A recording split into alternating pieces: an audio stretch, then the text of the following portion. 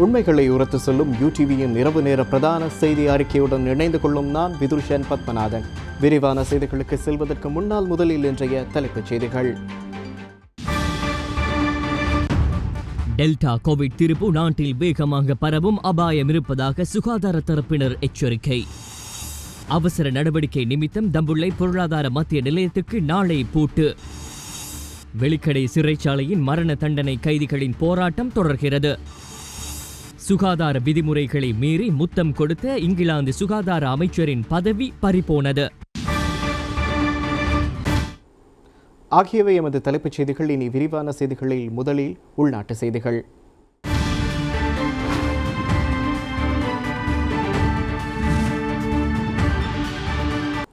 ஜனாதிபதி கோட்டாபய ராஜபக்ஷ கண்டியில் உள்ள வரலாற்று முக்கியத்துவம் மிக்க தலதா மாளிகைக்கு விஜயம் செய்து மத அனுஷ்டானங்களில் ஈடுபட்டார். தலதா மாளிகைக்கு விஜயம் செய்த ஜனாதிபதியை தியவட்டன நிலம நிலங்க தேரர் வரவேற்றார்.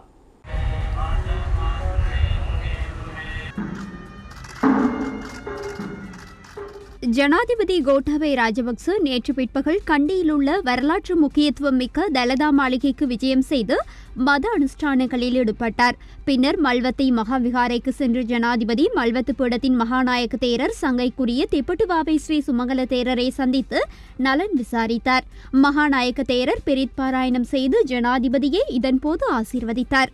மல்வத்தை பீடத்தின் அலுநாயக்க தேரர் சங்கைக்குரிய திம்புல் கொம்புரே விமலதம்ம தேரர் அவர்களையும் சந்தித்த ஜனாதிபதி தேரரின் நலன் விசாரித்தார். அனுநாயக்க தேரர் அவர்களுக்காக இலங்கை கடற்படையின் பங்களிப்புடன் நிர்மாணிக்கப்பட்டு வரும் சங்கவாச கட்டிடத்தையும் ஜனாதிபதி இதன்போது பார்வையிட்டார். மல்வத்து பீடத்தின் அனுநாயக்க தேரர் கலாநிதி சங்கைக்குரிய நியங்கொட விஜித்த தேரரையும் சந்தித்த ஜனாதிபதி தேரரிடமிருந்து ஆசீர்வாதங்களை பெற்றுக்கொண்டார். நாட்டின் தற்போதைய அரசியல், சமூக மற்றும் பொருளாதார விடயங்கள் குறித்து மகாநாயக்க தேரர்கள் மற்றும் அனுநாயக்க தேரர்களுக்கு ஜனாதிபதி இதன்போது விளக்கினார்.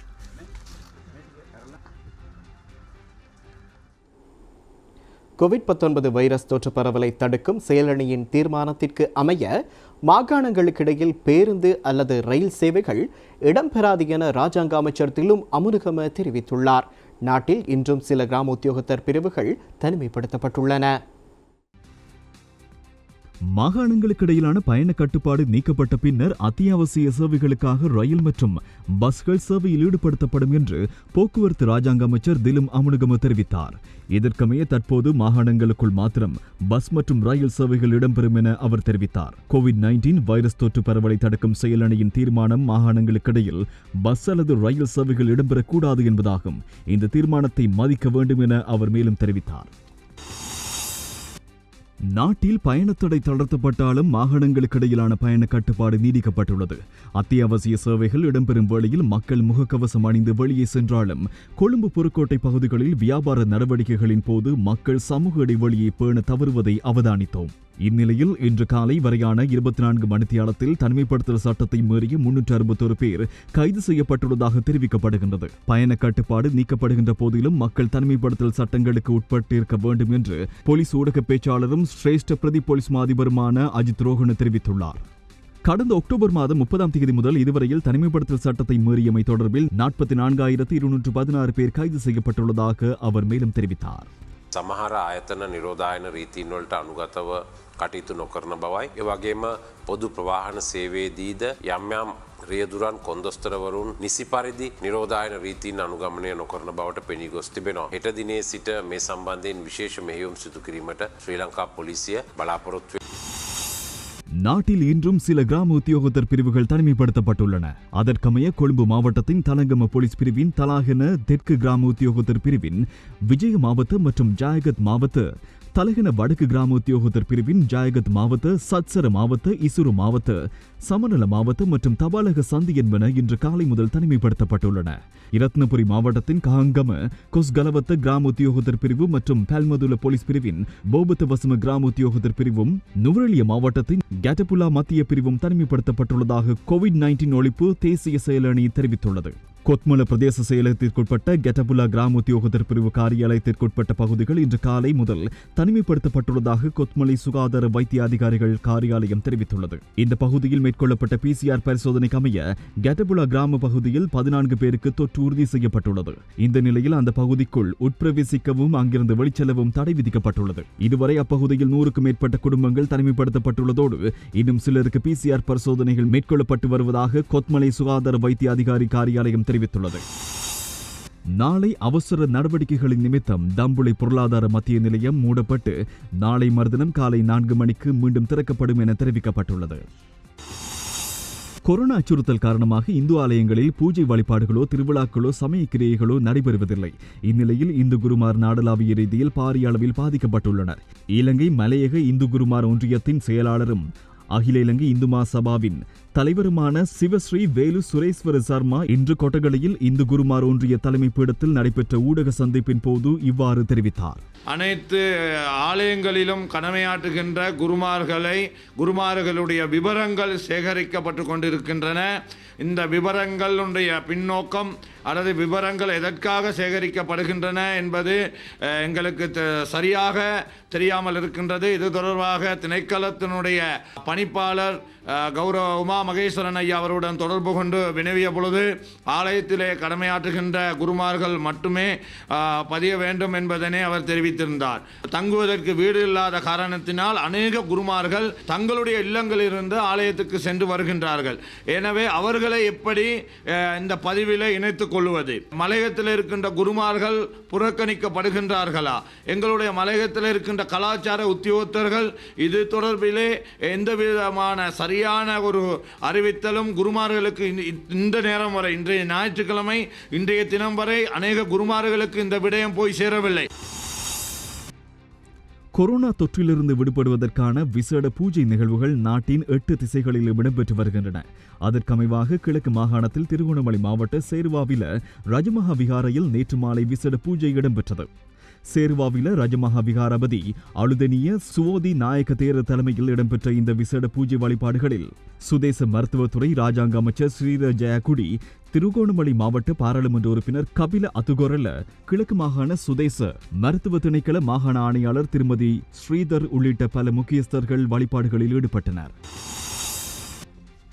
ஓட்டமாவடி பிரதேச செயலாளர் பிரிவில் கொரோனா ஜனாசாக்கள் நல்லடக்கம் செய்யப்படும் மஜ்மா நகர் மற்றும் முஹைதீன் அப்துல் காதர் கிராமங்களில் உள்ள மக்களுக்கு நிவாரணம் நேற்று பிற்பகல் வழங்கி வைக்கப்பட்டன. கொரோனா தொற்று காரணமாக வாழ்வாதாரங்களை இழந்து வாழ்ந்து வரும் மக்களுக்கு சாய்ந்தமருது மாளிகைக்காடு வர்த்தக சங்க தலைவரும் சமூக சேவையாளருமான MSM முபாரக் குழுமத்தினரால் நிவாரணப் பொருட்கள் வழங்கி வைக்கப்பட்டன.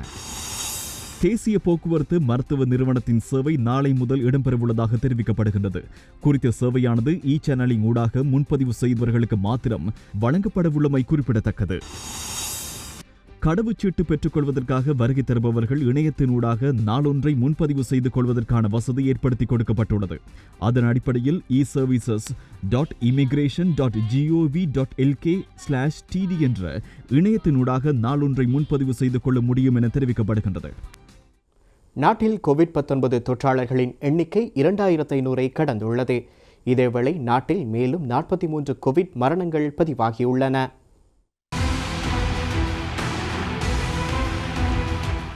நாட்டில் நேற்றைய தினம் 1825 பேருக்கு COVID-19 தொற்று உறுதி செய்யப்பட்டுள்ளது. இதனையடுத்து நாட்டில் COVID-19 தொற்று உறுதியானோரின் மொத்த எண்ணிக்கை 2,51,751 அதிகரித்துள்ளது. நேற்றைய தினம் அதிகளவான தொற்றாளர்கள் கம்பஹா மாவட்டத்தில் பதிவாகியுள்ளனர். COVID-19 பரவல் கட்டுப்பாட்டு தேசிய செயற்பாட்டு மையத்தின் அறிக்கையில் இந்த விடயம் குறிப்பிடப்பட்டுள்ளது.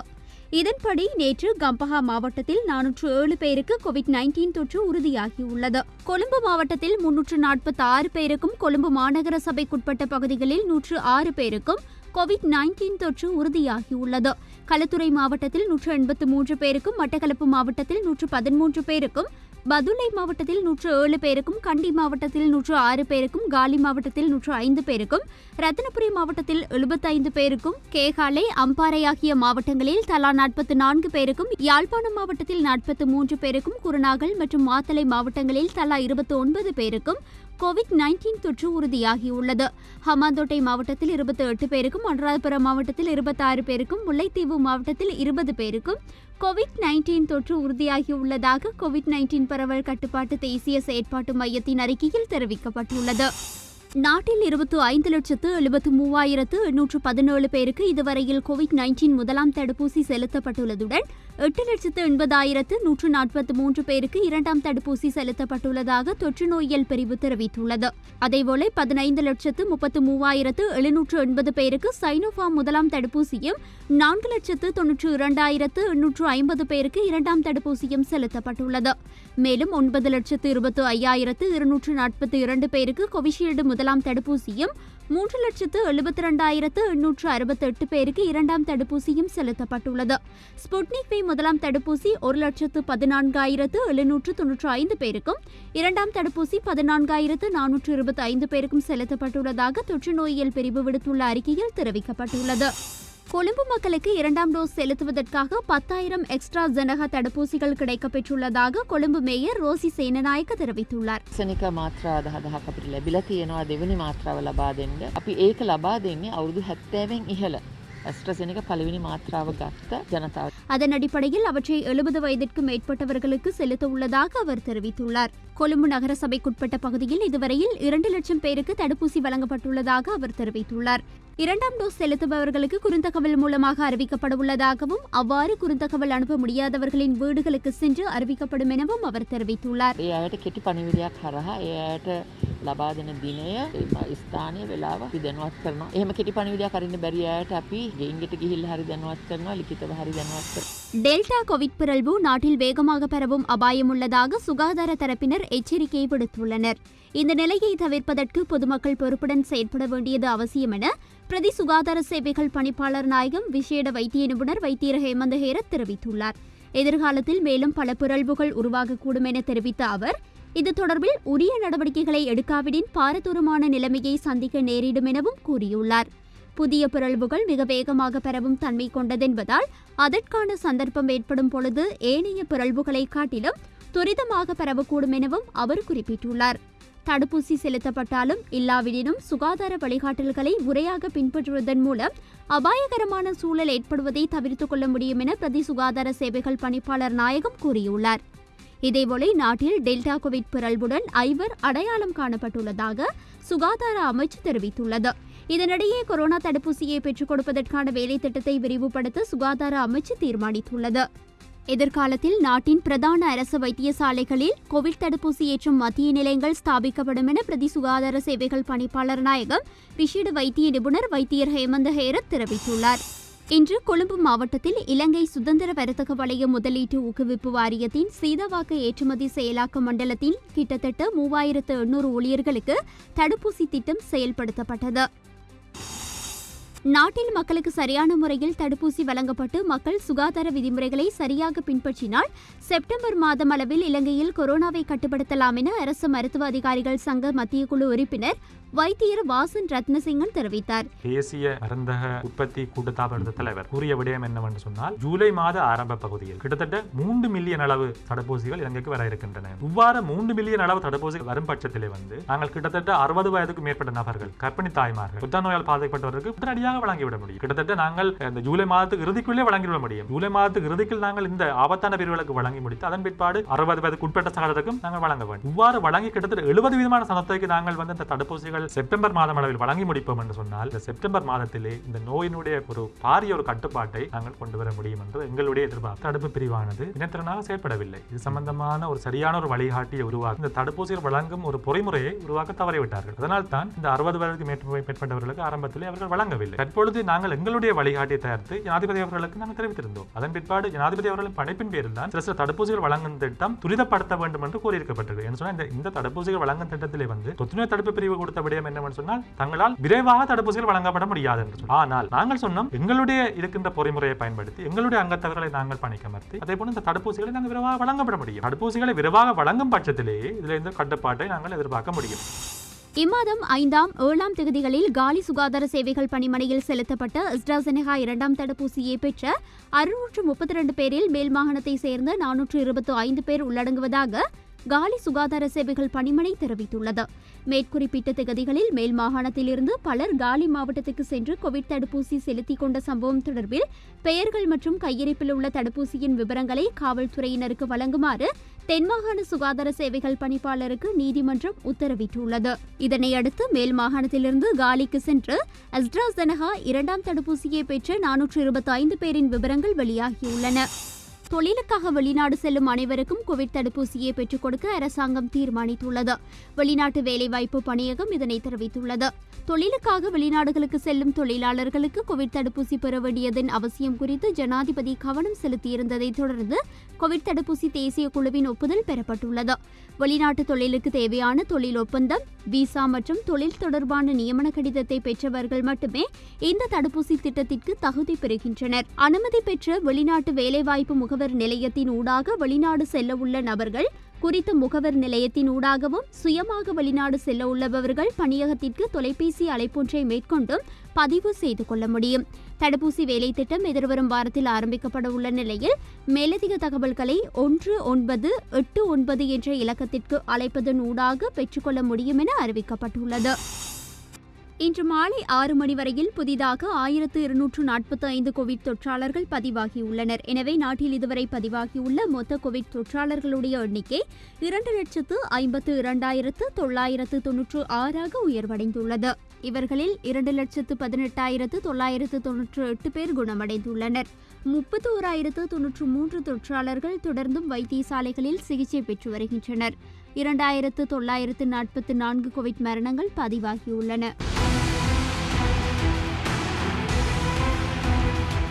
வெலிக்கடை சிறைச்சாலையில் மரண தண்டனை கைதிகள் சிறைச்சாலையின் கூரையின் மேல் ஏறி நின்று மீண்டும் போராட்டத்தை ஆரம்பித்துள்ளனர்.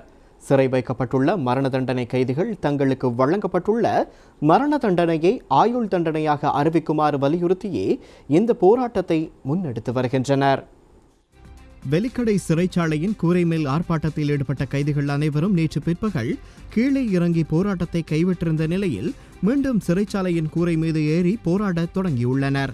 இந்நிலையில் வெலிக்கடை மற்றும் மகர சிறைச்சாலைகளில் உள்ள கைதிகள் உண்ணாவிரத போராட்டத்தையும் ஆரம்பித்துள்ளனர். மகர மற்றும் வெலிக்கடை சிறைச்சாலைகளில் சிறை வைக்கப்பட்டுள்ள மரண தண்டனை கைதிகள் தங்களுக்கு வழங்கப்பட்டுள்ள மரண தண்டனையை ஆயுள் தண்டனையாக அறிவிக்குமாறும் கைதிகளுக்கு பொது மன்னிப்பு வழங்கும் போது பிரிவினையின்றி அனைத்து கைதிகளுக்கும் சமமான முறையில் வழங்குமாறும் கோரிக்கைகளை முன்வைத்து உணவு தவிர்ப்பு போராட்டத்தில் ஈடுபட்டு வருகின்றனர். கடந்த வியாழக்கிழமை ஆரம்பிக்கப்பட்ட இந்த உணவு தவிர்ப்பு போராட்டம் 3 தினங்களாக தொடர்ந்து முன்னெடுக்கப்பட்டு வருகிறது. இதன்போது வெலிக்கடை சிறைச்சாலையில் உணவு தவிர்ப்பு நடவடிக்கையில் ஈடுபட்டு வரும் கைதிகள் அனைவரும் கூரையின் மேல் ஏறி ஆர்ப்பாட்டத்தில் ஈடுபட்டு வந்ததுடன் நேற்று பிற்பகல் கூரையில் இருந்து அவர்கள் இறங்கியிருந்தனர்.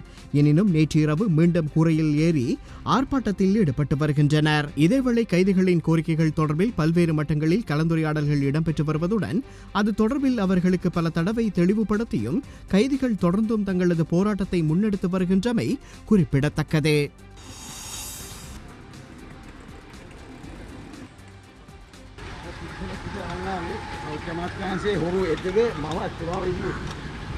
இதேவேளை நேற்று முன்தினம் குற்றப்புலனாய்வு பிரிவினரால் கைது செய்யப்பட்ட நுகர்வோர் உரிமைகளை பாதுகாக்கும் அமைப்பின் தலைவர் அசேல சம்பத் நேற்றைய தினமே பிணையில் விடுவிக்கப்பட்டிருந்தார். சந்தேக நபர் நேற்று பிற்பகல் கொழும்பு மேலதிக நீதவான் காஞ்சன நிரஞ்சன சில்வா முன்னிலையில் ஆஜர்படுத்திய போது 5 லட்சம் ரூபாய் பெறுமதியான 2 சரீர பிணைகளில் விடுவிக்கப்பட்டுள்ளார்.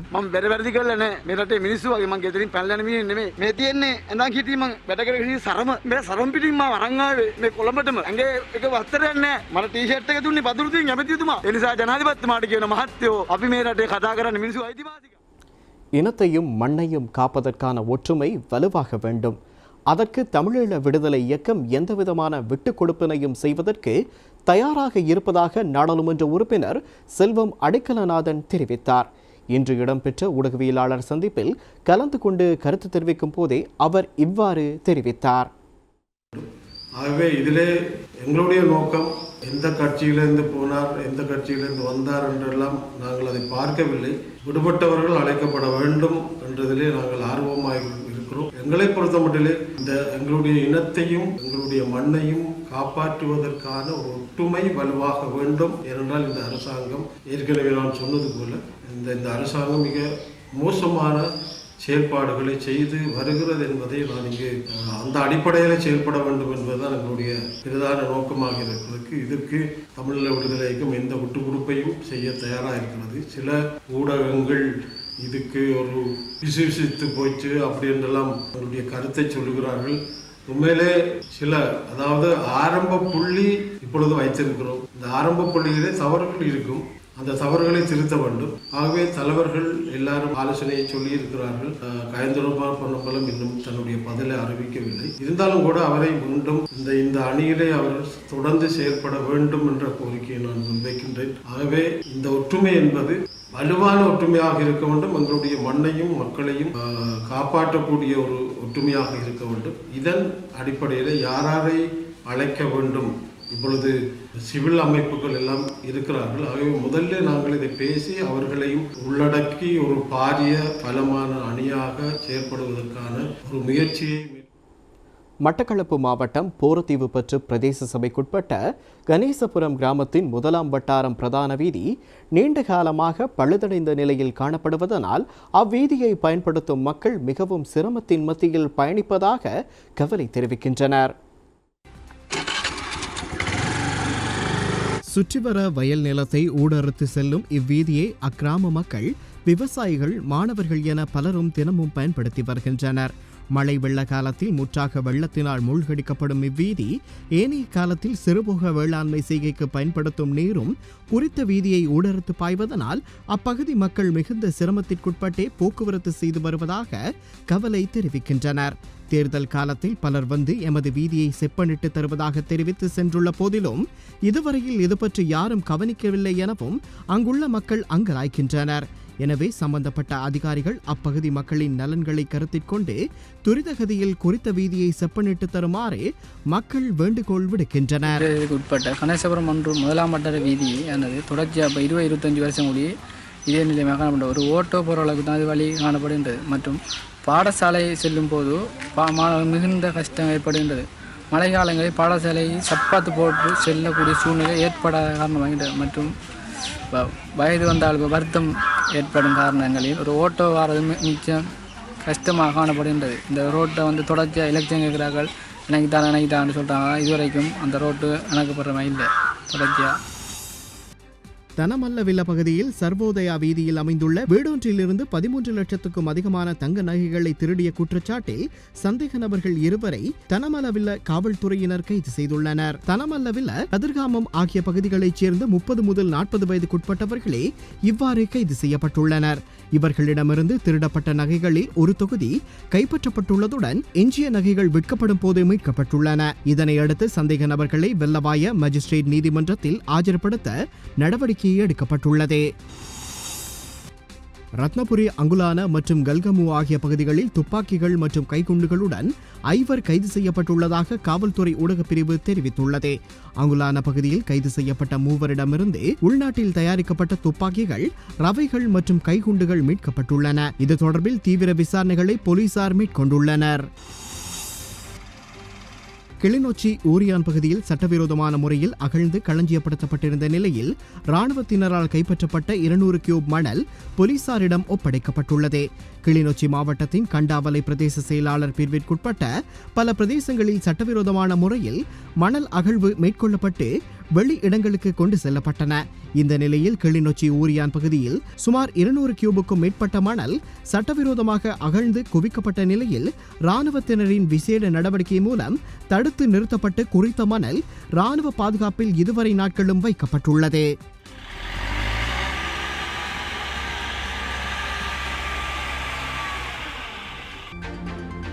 இத்துடன் நமது இரவு நேர பிரதான செய்தி அறிக்கை நிறைவடைந்தது. மீண்டும் எமது பிரதான செய்தி அறிக்கையினை நாளை இரவு 7:30 மணிக்கு எதிர்பாருங்கள். அதுவரை UTVN நிகழ்ச்சிகளோடு இணைந்திருங்கள்.